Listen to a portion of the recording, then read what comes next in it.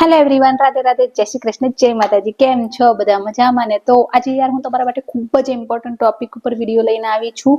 જો તમે account ઓફિસરની preparation કરતા હોવ તો એની પ્રોપર પ્રિપેરેશન કઈ રીતે કરવી, તમારી સ્ટ્રેટેજી શું હોવી, કઈ કઈ બુકમાંથી એની પ્રિપેરેશન કરવી જોઈએ, એ ટોટલી વસ્તુ હું તમને આજે આ વિડીયોમાં જણાવીશ.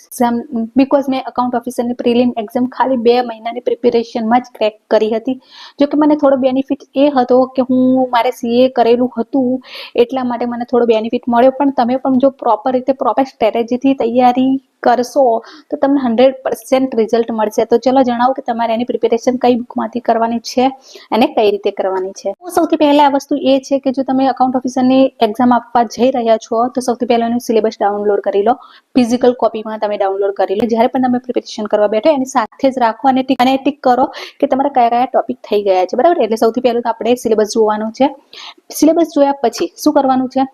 તો મોસ્ટલી તમારે છે ને 11-12ની બુક્સ, 11-12ની કઈ બુક, અકાઉન્ટની ટોટલી જે બુક આવે છે 11-12ની, પ્લસ તમારે અર્થતંત્રની જે બુક આવે છે એ કરવાની છે, એન્ડ પ્લસ તમારે સ્ટેટિસ્ટિક્સની બુક્સ. આટલી 3 બુક્સ તમારે કમ્પલસરી 11-12ની કરીને જવાની છે, કારણ કે અમુક વસ્તુ બેઝિક્સ એમાંથી પૂછાઈ શકે છે, એટલા માટે આપણે 11-12ની બુક્સ કમ્પલસરી કરવાની છે. બીજું છે બીકોમ. તો બીકોમની તમારે 1 થી 6 સેમેસ્ટર કરવાના, બરાબર? 1 થી 6 સેમેસ્ટરના તમારે શું કરવાનું એ હું જણાવીશ. પૂરી બુક નથી કરવાની, 11-12ની પૂરી બુક નથી કરવાની. તમારે કેવું કરવાનું છે કે 11-12ની બુક લો, એમાં તમે જુઓ કે તમારા સિલેબસમાં કયા કયા ટોપિક છે. જે સિલેબસમાં ટોપિક હોય એ જ તમે કરો, વધારે કોઈ કરવાની જરૂર નથી. પ્લસ તમે બીકોમમાં જુઓ કે બીકોમમાં તમે એકાઉન્ટની બુક લઈને બેઠા તો એની અંદર તમારે એ જોવાનું કે તમારા ટોપિક કયા કયા છે સિલેબસમાં. હવે તમને જે તમારા સિલેબસમાં ટોપિક લાગે ટીક કરો અને એ જ વસ્તુ વાંચવાની, બીજી કોઈ વધારાની વસ્તુ વાંચવાની નથી. આ સેમ પ્રોસેસ તમારે સ્ટેટિસ્ટિક માટે પણ કરવાની છે, બરાબર? તો એ પણ તમારે એ રીતે જ વાંચવાનું છે. જ્યારે તમે તમારી બુક્સ લઈને બેસશો અને સિલેબસ લઈને બેસશો તો અંદર તમારે જોઈ લેવાનું કે કયા કયા ટોપિક છે એ બધા ટીક કરી લેવાના. હવે બાકીના જે ટોપિક રહેશે જે બુકમાં નથી આપ્યા તો એના માટે શું કરવું? તો હવે જે બાકીના જે ટોપિક છે એના માટે તમારે એવું થશે કે ઇકોનોમિક્સના અમુક ટોપિક્સ એવા હશે કે જે અંદર નહીં આપેલા હોય, તો એના માટે તમારે શું કરવાનું છે કે મૃણાલ સરના વિડીયોઝ જોવાના છે. તમારે ટોપિક લખવાનું, પ્લસ એમનું નામ લખવાનું, અને પછી વિડીયો તમે સર્ચ મારશો તો મળી જશે યુટ્યુબ ઉપર. તો આ રીતે તમે વસ્તુ કરી શકો છો કે અમુક ટોપિક, અકાઉન્ટ્સના અમુક ટોપિક એવા છે કે જે તમને કદાચ નથી મળતા, મોસ્ટલી તો અંદર મળી જ જાય છે, બટ જો નથી મળતા તેના માટે તમે યુટ્યુબ પર કોઈ પણ ટોપિક સર્ચ મારીને જોઈ શકો છો, આરામથી તમને થઈ જશે. તો આટલી વસ્તુ ઇનફ છે 11-12ની બુક્સ અને બીકોમની બુક્સ. આટલું તમે કરો તો ઇનફ છે. પણ જો તમારી પાસે ટાઈમ છે અને તમે કોઈ રિસ્ક લેવા નથી માંગતા તો તમે એમકોમનું પણ કરી શકો છો, તમારી ચોઈસ.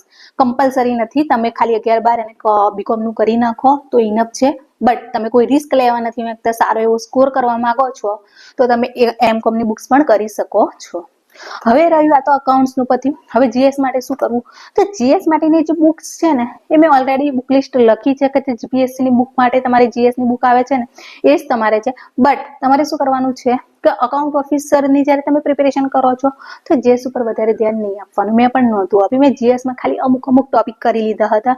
બાકી મારું મેઇન ફોકસ શેના ઉપર હતું? અકાઉન્ટ્સ ઉપર હતું, કારણ કે મેં સીએ કર્યું હતું એટલે મને અકાઉન્ટ્સ એટલું બધું હાર્ડ લાગ્યું નહોતું. ટેક્સેશન, અકાઉન્ટ્સ એ બધું મારા માટે થોડું ઇઝી હતું, અને સ્ટેટિસ્ટિક્સ માટે પણ થોડું ઇઝી જ હતું મારા માટે.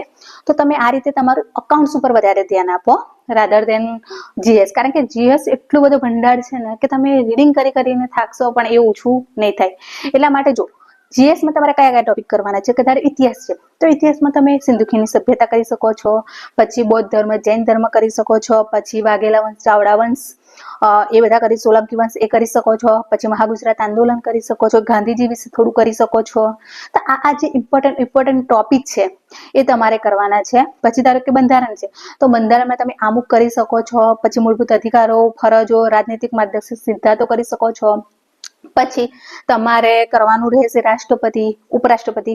રાષ્ટ્રપતિ અને ઉપરાષ્ટ્રપતિ તમે કમ્પલસરી કરજો, કારણ કે રાષ્ટ્રપતિ અને ઉપરાષ્ટ્રપતિમાંથી મોસ્ટલી તો રાષ્ટ્રપતિમાંથી ક્વેશ્ચન પૂછવાની સંભાવના ઘણી વધારે છે. પછી છે તમારું બંધારણીય અને ગેર બંધારણીય સંસ્થાઓ. પછી છે નીતિ આયોગ. નીતિ આયોગ તમારે કમ્પલસરી કરીને જવાનું છે. એનું જે કંઈ અપડેટ્સ કરંટ અફેર રિલેટેડ હોય એ કરતા જવાનું છે. યોજનાઓ તમારે કરતા જવાનું છે. એન્ડ ઇકોનોમિક્સ માટે તમારે તો બજેટ કમ્પલસરી, ગુજરાતનું અને કેન્દ્ર બજેટ સબ્જેક્ટ બંને તમારે પાક્કા કરીને જવાનું છે, એમાંથી પૂછવાની સંભાવના વધારે છે. તમારે કરંટ અફેર ઉપર વધારે ધ્યાન આપવાનું છે. 4-5 મહિના 5-6 મહિનાનું તમે કરી શકો છો કરંટ અફેર, આટલું 6 મહિનાનું કરી નાખજો. કરંટ અફેર પૂછાવાની સંભાવના વધારે છે. પછી બસ આટલું તમે કરો તો તમારું ઇનફ એન્ડ ઇનફ છે. એન્ડ હા, બંધારણમાં ખાસ ટોપિક છે કેગ CAG. હા, તો તમારે CAG કરી નાખવાનું છે. ઓડિટ રિલેટેડ વધારે પૂછાશે.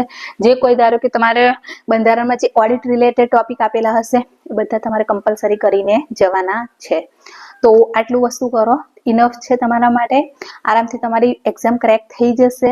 એન્ડ ટેન્શન બિલકુલ લેવાની જરૂર નથી. તમારા ઉપર કોન્ફિડન્સ રાખો કે મેં હા પ્રિપેરેશન કરી છે તો થઈ જશે. જો તમે તમારી પાસે 6-7 મહિનાનો એક્ઝામનો ટાઈમ છે તો તમે રોજના ખાલી 5-6 કલાક આપો, ઇનફ છે. તમારું આરામથી થઈ જશે. મારી પાસે 2 મહિનાનો ટાઈમ હતો ને તો પણ હું ડેલી ફક્ત 8 કલાક જ આપતી હતી તો પણ મારું થઈ ગયું હતું.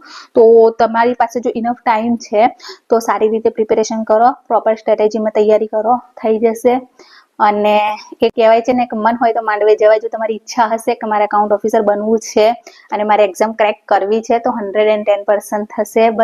બસ તમારું મન મક્કમ રાખજો એન્ડ પોતાના ઉપર ભરોસો રાખજો. તૈયારી તમારી પ્રોપર વેમાં કરજો, પ્રોપર સ્ટ્રેટેજી બનાવજો તો શ્યોર તમારી એક્ઝામ ક્રેક થઈ જશે.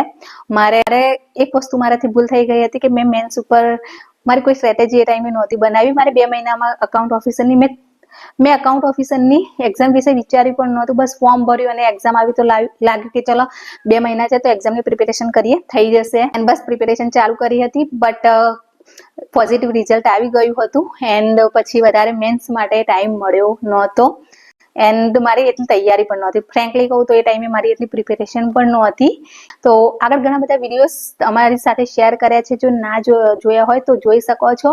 એન્ડ મારી વોટ્સએપ ચેનલ છે જેના ઉપર હું બંધારણના મારા જે નોટ્સ છે શેર કરી છે. જો તમે જોવા માંગતા હોય તો જોઈ શકો છો. નીચે ડિસ્ક્રિપ્શન બોક્સમાં હું એની લિંક આપી દઈશ. તો ચલો મળીએ નવા વિડીયોઝ એન્ડ નવી એનર્જી સાથે. ત્યાં સુધી રાધે રાધે, જય શ્રી કૃષ્ણ, જય માતાજી.